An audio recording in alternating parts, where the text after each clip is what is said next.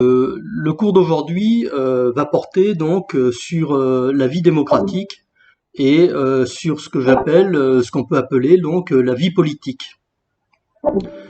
Il s'agit en fait d'étudier les institutions de la Ve République, hein. On a étudié la Ve République, et bien maintenant il nous faut essayer d'approfondir les institutions de la Ve République par rapport, si vous voulez, à la Constitution, c'est-à-dire le texte fondateur de la Ve République.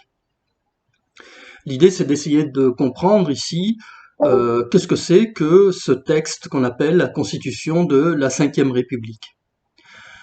Pour vous en donner une image la plus simple possible, on pourrait dire que c'est le socle de base de notre République.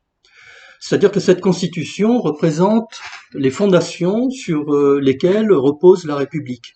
Par analogie, je vous dirais, par exemple, votre maison, elle repose sur des fondations, parce que les fondations, c'est ce qu'il y a de plus solide pour que la maison puisse tenir. Il en va de même pour la République. Alors la Constitution de la Ve République date de 1958, et évidemment, on va essayer de comprendre quels sont les rôles et les distributions des pouvoirs de la République, ce qui est d'ailleurs le propos de la Constitution. Notamment, la Constitution précise que la France est un État républicain et un État démocratique. Donc, la forme de l'État est précisée d'ailleurs dans l'article 1er de cette Constitution de la Ve République de 1958.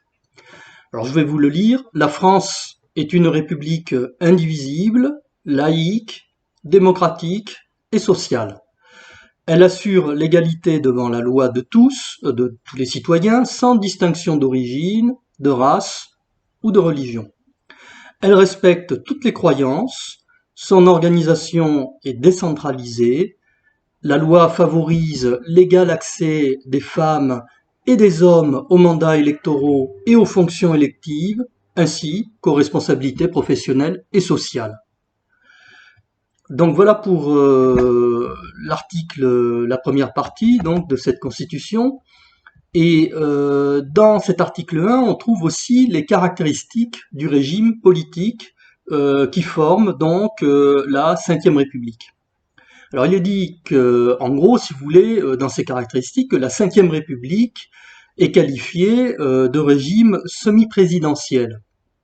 Pourquoi? Parce qu'en fait, elle emprunte des caractéristiques des régimes présidentiels, mais également des caractéristiques des régimes parlementaires. En ce sens, si vous voulez, si le président de la République est élu au suffrage universel direct, ce qui est d'ailleurs le cas de l'article 6 alinéa 1er, le président préside donc le Conseil des ministres, selon l'article 9, et dispose aussi de pouvoirs élargis, de prérogatives importantes. Le gouvernement, lui, est responsable devant le Parlement dans les conditions et suivant les procédures prévues aux articles 49 et 50. Alors pour ce qui est de l'article 6 que je viens de vous citer, je vais vous lire justement cet article 6 de la Constitution, il est très court.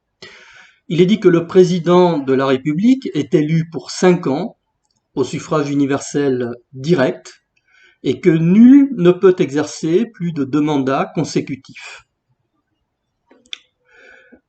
Donc, je vous ai cité également l'article 49. Alors, l'article 49 dit la chose suivante. Le Premier ministre, après délibération du Conseil des ministres, engage devant l'Assemblée nationale la responsabilité du gouvernement sur son programme ou éventuellement sur une déclaration de politique générale. L'Assemblée nationale met en cause la responsabilité du gouvernement par le vote d'une motion de censure. Une telle motion n'est recevable que si elle est signée par au moins 1/10 des membres de l'Assemblée nationale.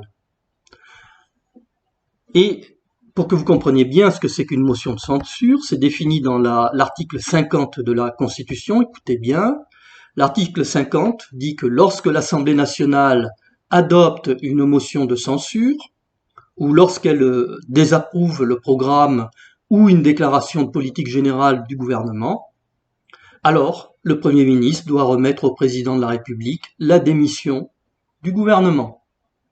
Donc vous voyez ce que c'est, hein, la motion de censure. Donc si elle est votée par un dixième du Parlement, eh bien cela fait que finalement le gouvernement peut être renvoyé. Donc c'est un élément important, si vous voulez, de pouvoir de l'Assemblée nationale pour censurer éventuellement le gouvernement. Quant à l'article 20, je voulais citer également de la Constitution, il dit que le gouvernement détermine et conduit la politique de la nation. Il dispose de l'administration et de la force armée pour ce faire. Il est responsable devant le Parlement, dans les conditions et suivant les procédures prévues aux articles 49 et 50 qu'on vient de lire. En d'autres termes, si vous voulez, le Premier ministre peut donc, après délibération du Conseil des ministres, engager la responsabilité du gouvernement devant l'Assemblée nationale sur le vote d'un projet de loi de finances ou, par exemple, de financement de la sécurité sociale. Dans ce cas, on peut dire que ce projet est considéré comme adopté, sauf si une motion de censure que j'ai évoquée précédemment est déposée dans les 24 heures qui suivent et votée dans les conditions prévues par les alinéas d'articles de loi que je vous ai précédemment évoqués. Alors le Premier ministre a la faculté de demander au Sénat l'approbation d'une déclaration de politique générale. On peut dire que la séparation également aussi des pouvoirs est un point très important de notre Constitution, c'est même la garantie donc de la démocratie. Je vous avais cité d'ailleurs à un moment donné de l'année, je m'en souviens, que Montesquieu était l'un des philosophes des Lumières qui en 1748 a modélisé, si vous voulez, ce régime politique où le pouvoir ou les pouvoirs divisés en trois seraient séparés, confiés à des instances indépendantes. C'est le cas aujourd'hui avec par exemple d'un côté le pouvoir exécutif, c'est-à-dire le pouvoir de gouvernance, de l'autre côté le pouvoir législatif, c'est-à-dire le pouvoir de légiférer, c'est-à-dire de fabriquer les lois, et troisièmement le pouvoir judiciaire qui est lui le pouvoir de rendre la justice. Et normalement, dans toute démocratie, ces trois pouvoirs, comme l'a défini Montesquieu dans son livre en 1748, L'esprit des lois, eh bien, c'est un pouvoir qui est, sont trois pouvoirs qui sont indépendants les uns des autres. Alors, pour que vous puissiez d'ailleurs lire, parce que j'ai pensé à vous, pendant vos grands temps de libre que vous avez, je vais vous donner un lien. Je vais vous le mettre là en ligne. Attendez, faut pas que je me trompe d'endroit. Vous allez la voir postée à, je sais pas ce qui est le mieux, à discussion. Image court. Image court, d'accord. Donc je vais le mettre dans image court, ok. Voilà, vous l'avez. Hein. Donc ce lien que je suis en train de vous poster renvoie au livre que je suis en train de citer de Montesquieu, L'esprit des lois. Il est gratuit. Vous l'avez en numérique libre sur ce lien et vous pouvez le lire. Hein. C'est un livre que j'ai lu à peu près à votre âge ou un petit peu plus âgé que vous, peut-être 1 ou 2 ans de plus. Je me suis régalé. Hein. Je l'avais lu d'ailleurs en partie pendant le printemps, donc à la même époque que maintenant. Vous devriez vous y exercer. C'est un excellent livre, magnifique, où on comprend les pouvoirs de la République tels qu'ils sont, actuellement. Donc je vous renvoie. Vous pouvez répéter le nom du livre? L'esprit des lois, hein. C'est l'esprit des lois de Montesquieu, donc ce philosophe des Lumières, qui l'a fait paraître en 1748 et qui, de mon point de vue, hein, après vous me direz ce que vous en pensez, est toujours d'actualité. Enfin, je l'espère.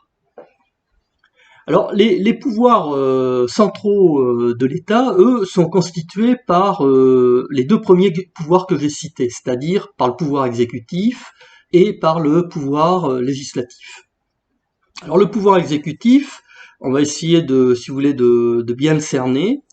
Il est détenu à la fois par le président de la République, qui est élu dans la Constitution qui a été modifiée sous la présidence de Sarkozy, du président d'avant, du président Chirac, pardon, excusez-moi.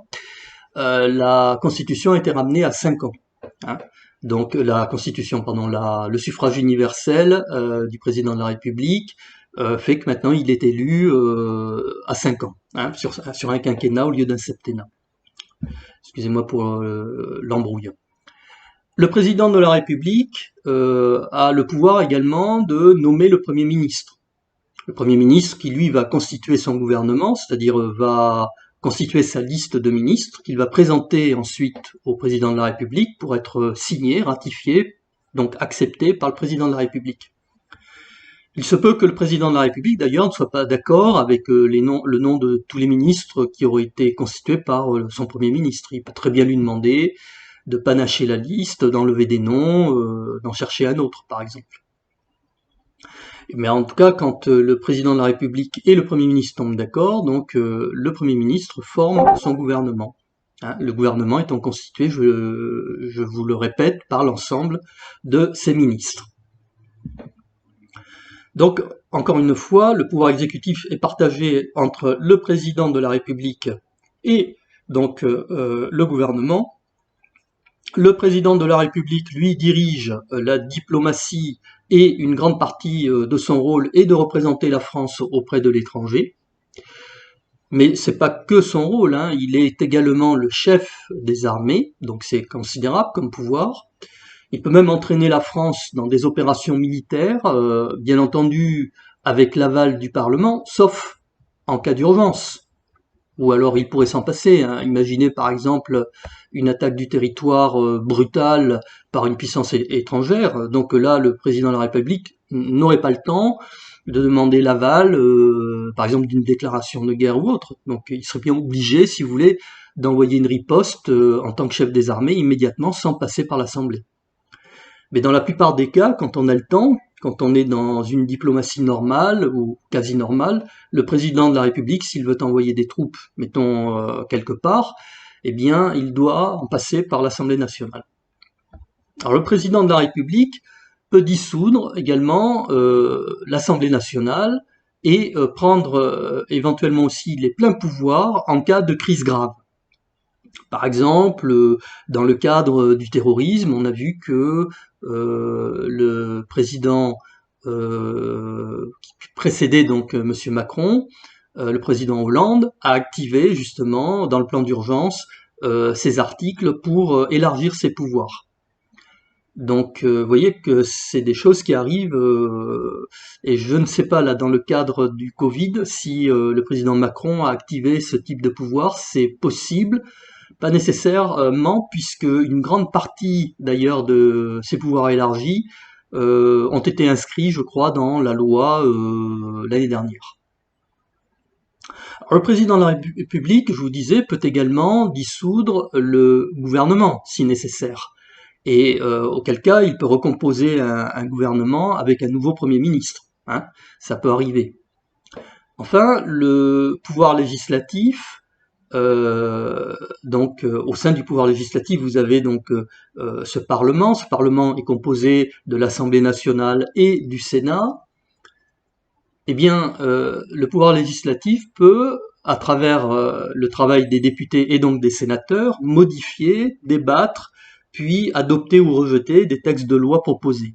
Hein, c'est ce qu'on appelle, je vous le disais tout à l'heure, le pouvoir législatif, le terme légiférer faisant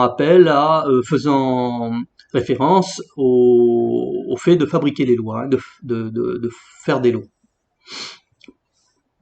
Alors ces deux pouvoirs, donc le pouvoir exécutif et le pouvoir législatif, je pense que vous avez maintenant tous compris de quoi il s'agit. Hein. Si vous avez des difficultés encore, vous me poserez des questions tout à l'heure. Ben, ces deux pouvoirs sont contrôlés par deux conseils indépendants et une cour. Alors le premier de ces conseils est appelé le Conseil constitutionnel. Ce Conseil constitutionnel, il se prononce sur la conformité à la constitution des lois qui sont fabriquées et des règlements qui sont énoncés par le gouvernement. Hein. Alors, à chaque fois qu'une loi, si vous voulez, est mise en chantier, elle va arriver à un moment ou un autre devant le Conseil constitutionnel, qui va vérifier comme l'indique son nom, si cette loi est constitutionnelle. Constitutionnelle, ça veut dire est-ce que la loi est respectueuse de la Constitution de la Ve République. Si tel n'est pas le cas, comme la Constitution est première, si vous voulez, à ce moment-là, la loi ne peut pas passer. Elle est rejetée. Elle est renvoyée, si vous voulez, devant le Parlement pour y être à nouveau examinée, modifiée, ce qu'on appelle amendée. Enfin, ce Conseil constitutionnel a une autre fonction, c'est de veiller également à la régularité des élections nationales et des référendums quand ils ont lieu. Enfin, on pourrait lui attribuer une troisième fonction, c'est ce qui est arrivé d'ailleurs sous le mandat du président François Mitterrand, c'est lorsqu'un président, par exemple, ou ça peut être aussi un premier ministre, a un doute sur ses fonctions, sur ses pouvoirs, sur jusqu'où il peut aller, eh bien, à ce moment-là, le président de la République ou le Premier ministre peuvent très bien demander au Conseil constitutionnel une précision, justement, sur l'interprétation des pouvoirs de la Constitution.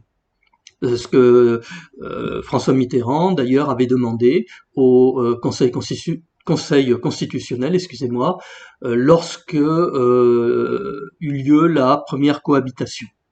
Voilà. La deuxième, le deuxième conseil est appelé le Conseil d'État. Alors le Conseil d'État, son rôle, son premier rôle, puisqu'il en a deux, son premier rôle est celui de conseiller le gouvernement. D'ailleurs, à cette fin, le Conseil d'État doit être consulté par le gouvernement pour un certain nombre d'actes, notamment pour les projets de loi. Quant au second rôle, eh bien, que joue donc ce Conseil d'État, c'est celui on pourrait dire, la plus haute juridiction de l'ordre administratif. En d'autres termes, il peut y avoir un rôle, si vous voulez, non pas de justice quelque part, mais de trancher sur des décisions administratives. Donc, je ne vais pas rentrer trop dans les détails pour ne pas vous noyer ici. Enfin, troisième instance que j'ai énoncée tout à l'heure, c'est la Cour des comptes. Alors la Cour des comptes, vous en entendez parler régulièrement, notamment en fin d'année, lorsque cette Cour statue en fait sur les comptes de la France, comment les deniers publics ont été utilisés, en d'autres termes. Alors la Cour des comptes est une juridiction financière de l'ordre administratif français, qui est chargée principalement donc de contrôler la régularité des comptes publics. Alors les comptes publics, bien entendu, pas ceux nécessairement de ce qui se passe à l'échelon des mairies, quoique c'est possible, mais c'est plutôt au niveau de l'État, au niveau des établissements publics. Alors maintenant, nous allons nous pencher un petit peu sur la décentralisation, puisque le pouvoir de la France est aussi un pouvoir décentralisé. Alors la décentralisation a lieu en plusieurs étapes. Et l'une des étapes toute dernière qui s'est passée, c'est les grandes étapes de la décentralisation sous François Mitterrand de 1982-1983. Et la deuxième étape, plus proche de nous, en 2004.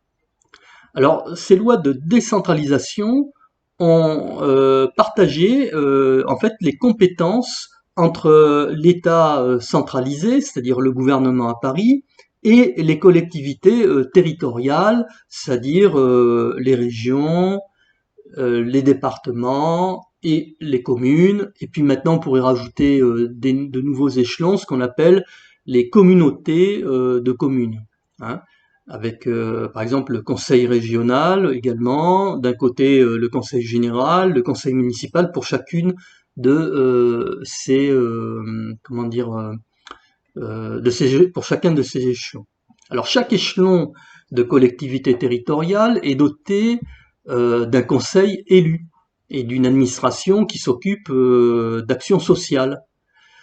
Elles connaissent d'ailleurs mieux les besoins des citoyens en étant à leur contact, en étant plus proches de leur vie. L'activité et les dépenses des collectivités territoriales sont contrôlées également par un échelon de l'État qui s'appelle le préfet. Alors vous avez maintenant deux types de préfets, hein. Vous avez des préfets de région, des préfets de département. Le préfet, qu'est-ce que c'est? C'est ni plus ni moins que le représentant du gouvernement, donc de l'État, au sein de cet échelon décentralisé, qui est soit la région, comme je vous le disais, pour le préfet de région, soit le département pour le préfet de département. Depuis 1999, les communes peuvent se regrouper en communautés de communes, comme je vous le citais à l'instant. Ça peut être d'ailleurs les communautés de communes à la campagne, parce que dans les villes, on les appelle des communautés urbaines. Hein, comme vous avez par exemple autour de Bordeaux, hein, la communauté urbaine de Bordeaux. Alors quelles sont les différentes formes de participation que nous, les citoyens, nous pouvons faire à travers tout ce qu'on vient de dire, c'est-à-dire comment nous, citoyens, nous pouvons nous inscrire dans cette République, au sein même, par exemple, d'une participation entre ces pouvoirs de l'État et ces pouvoirs décentralisés. Mais les citoyens peuvent s'engager dans la vie démocratique de nombreuses manières, à travers, par exemple, des partis politiques. On peut très bien, si on en a le goût, participer, devenir acteur ou même créer un parti politique, ou alors si on veut pas en créer un, s'inscrire dans une dynamique politique, soit déjà existante, soit en devenir, et établir un débat démocratique pour faire évoluer les idées, pour éventuellement faire évoluer les prises de décision au plus haut niveau, ou même aux échelons locaux dont on vient de parler. Alors le citoyen, quand je dis le citoyen, c'est nous tous, hein, c'est vous, c'est moi, c'est vos parents, c'est tout le monde.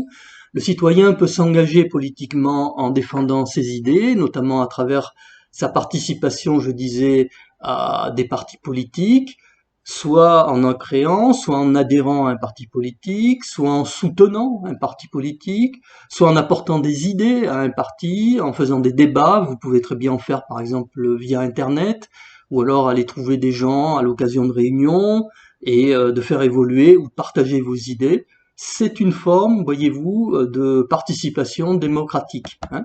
C'est autorisé par la loi, il ne faut pas s'en priver.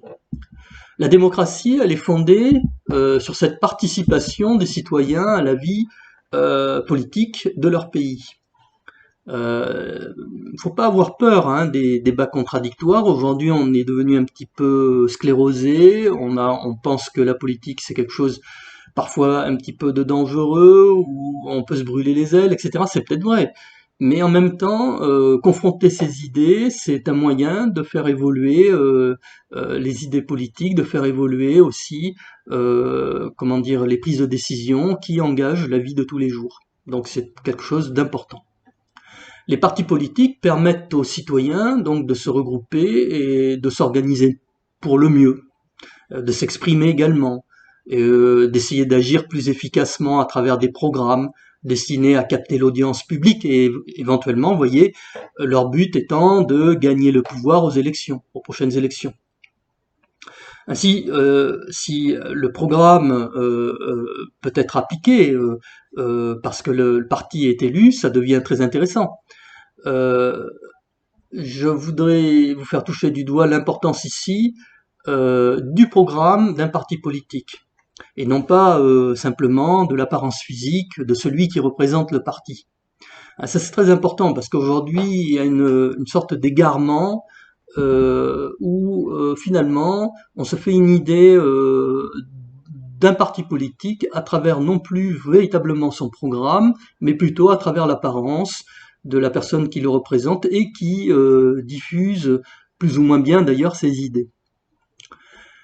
Donc ce qui est très important aussi en tant que citoyen, c'est de s'intéresser à ces programmes dans leur divergence, bien entendu, puisqu'il y a beaucoup de partis politiques qu'on peut voir, lire, etc. c'est aussi cela, s'engager dans la vie citoyenne.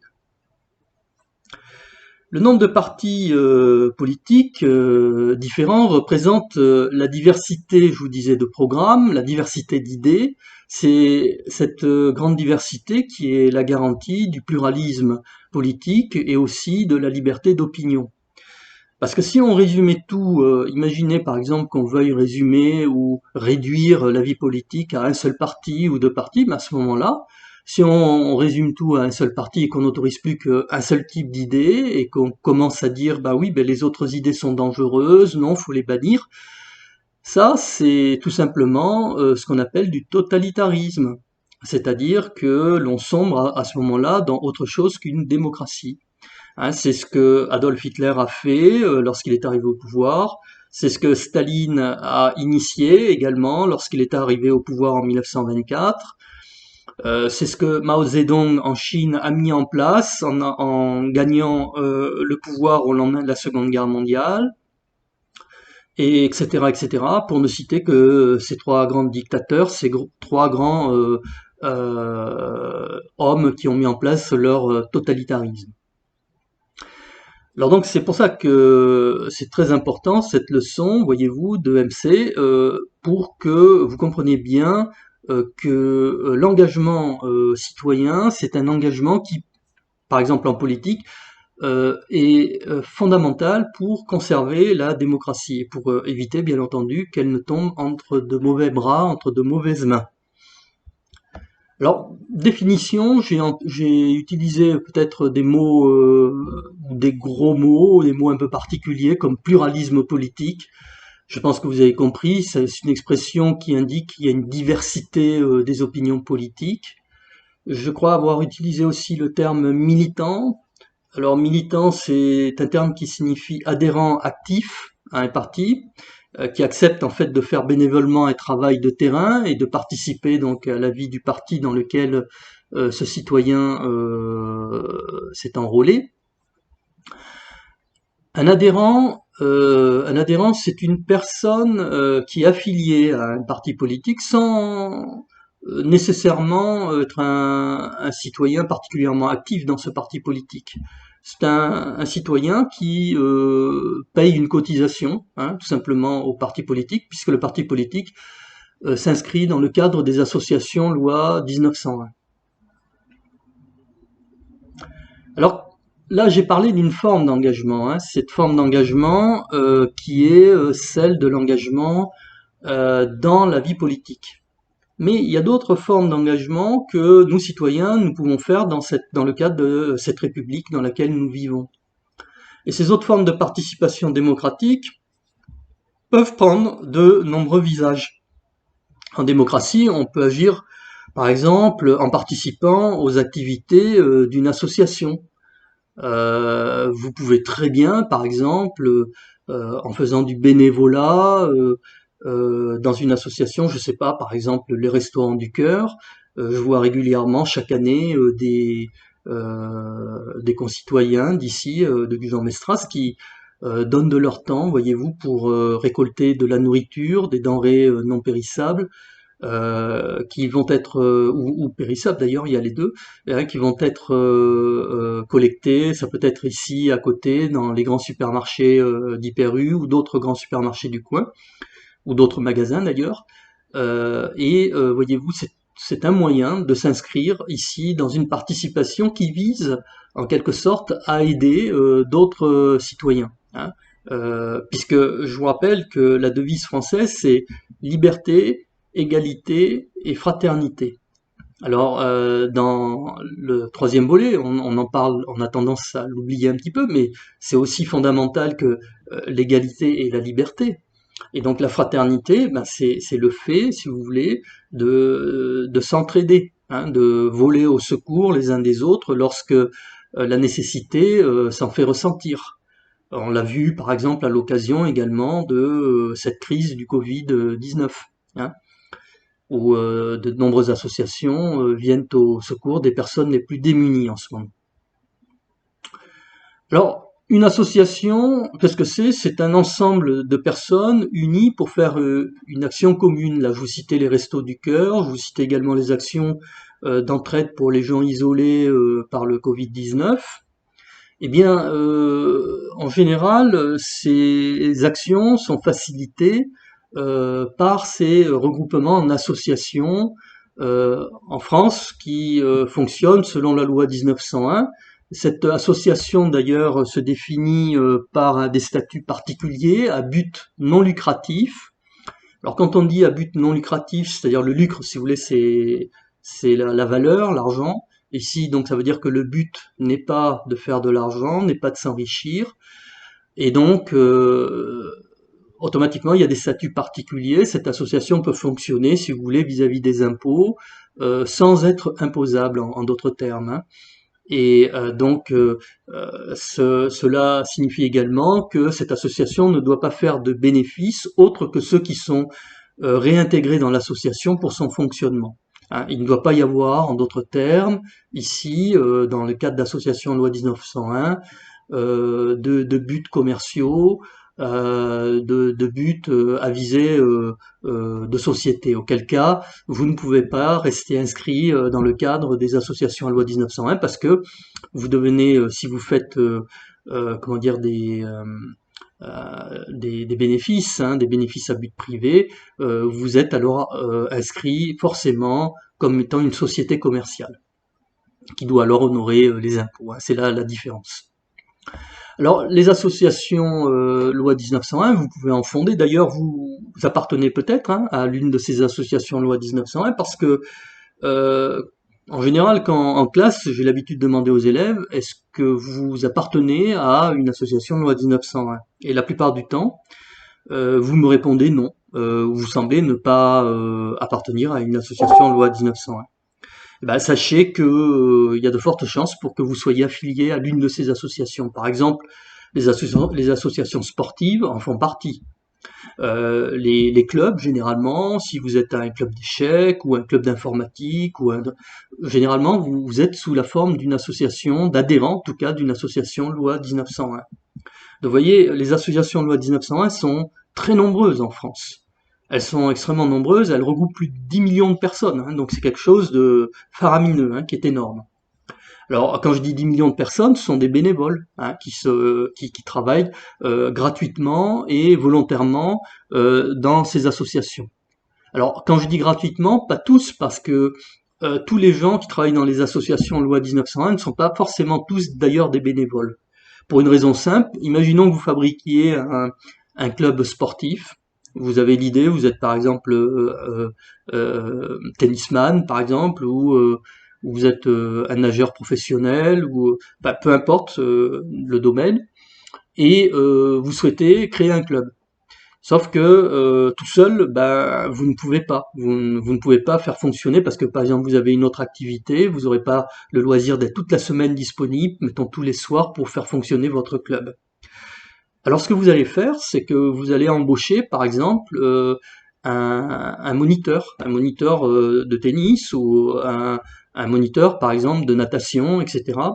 Et vous allez à ce moment-là le salarié, vous avez le droit, hein, l'association loi 1901 peut salarier donc des participants hein, qui animent à ce moment-là comment dire le fonctionnement de l'association. Pour ce faire, il faut démontrer, bien entendu, que pour que l'association fonctionne, le besoin se fait sentir, est obligatoire de salarier des animateurs. Auquel cas c'est parfaitement recevable et vous allez, comme n'importe quel patron, salarier des gens. Ici, l'association, loi 1901, elle est comme toute association composée au minimum de 3 personnes. Vous avez un président, vous avez un trésorier, et puis j'oublie, oui, vous avez un secrétaire. Hein, c'est le minimum pour fonder donc une association. Et par contre, ces membres du bureau, eux, ne peuvent pas être salariés hein, de l'association loi 1901, c'est pas possible. Vous ne pouvez salarier que des gens qui sont extérieurs au bureau. Hein. Voilà comment ça fonctionne. Alors, Comme engagement, donc vous pouvez avoir un engagement à travers ces multiples associations qui sont très nombreuses hein, dans tous les domaines. Je citais au niveau du sport, au niveau des associations caritatives, je crois que j'ai cité également, j'en oublie, sport, association caritative, les clubs. Tout à l'heure j'ai cité les clubs, hein, par exemple le club d'échecs, club du troisième âge, etc. Il y en a bien d'autres, hein. Vous pouvez décliner les associations sous plein d'aspects différents. Par exemple, il y a des gens qui se passionnent pour l'aéronautique, pour d'autres pour les phénomènes ovnis, etc. Bon, ben, ils créent des associations, par exemple, loi 1901, et ils se regroupent, si vous voulez, entre membres passionnés pour essayer de faire évoluer leurs connaissances, partager leurs passions entre eux, etc. Hein. Et tout ça, si vous voulez, ça s'inscrit dans le cadre de la leçon, si vous voulez, de comment, si vous voulez, participer à la vie de la nation, parce que toutes ces petites activités, finalement, aident en quelque sorte nos concitoyens. Alors évidemment, il faut que ça soit des associations qui aient un but noble, hein, qui aient un but qui réponde à cette devise française, liberté, égalité, fraternité. Hein. On n'est pas là en train de parler d'associations de terrorisme, etc. Ça c'est interdit, hein, c'est interdit par la loi. Donc, pour conclure, je vous dirais que l'engagement citoyen, donc c'est non seulement un droit essentiel du citoyen, mais c'est également un devoir. C'est un devoir que nous devrions tous avoir, parce que la citoyenneté est donc liée aux valeurs de respect des autres, de civilité, aux valeurs de respect également. Aujourd'hui, on peut le voir de l'environnement, c'est-à-dire une valeur qu'on appelle la valeur éco-citoyenne. Et puis, si on regarde, sans ces valeurs, il serait impossible de vivre ensemble en société. La vie serait impossible, elle serait terriblement difficile. Voilà ce que je voulais partager avec vous. Donc aujourd'hui, je crois que j'étais assez vite, hein, on a fait 40 minutes. Alors, j'étais volontairement vite. Maintenant, je vais répondre à vos questions, vos interrogations, si vous voulez qu'on approfondisse ce cours. Et en suivant, je ferai, pour ceux qui veulent, bien entendu, je ferai c'est pas vraiment un cours là, mais plutôt un TP, des travaux pratiques, si vous voulez, sur la méthodologie de comment rédiger un devoir, un développement construit, hein, comment faire. Donc, si vous avez des questions, vous me les posez tout de suite. Et sinon, ben, je vais passer à la méthodologie du développement construit. Alors, il y a deux possibilités.